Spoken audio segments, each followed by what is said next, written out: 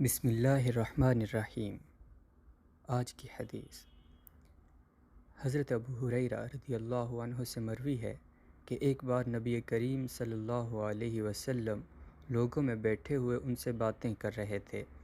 اتنے میں ایک دیہاتی آپ صلی اللہ علیہ وسلم کے پاس آیا اور پوچھنے لگا کہ قیامت کب آئے گی۔ آپ صلی اللہ علیہ وسلم اپنی گفتگو میں مصروف رہے۔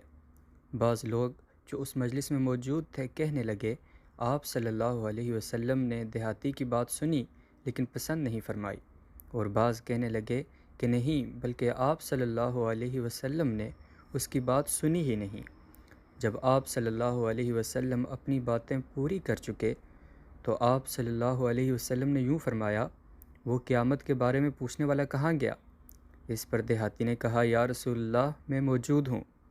آپ صلی اللہ علیہ وسلم نے فرمایا کہ جب امانت یعنی ایمانداری دنیا سے اٹھ جائے تو قیامت قائم ہونے کا انتظار کرو۔ سائل نے سوال کیا کہ یا رسول اللہ ایمانداری اٹھنے کا کیا مطلب ہے؟ تو آپ صلی اللہ علیہ وسلم نے فرمایا کہ جب کاروبار حکومت نالائق لوگوں کو سونپ دیے جائیں تو قیامت کے قائم ہونے کا انتظار کرو۔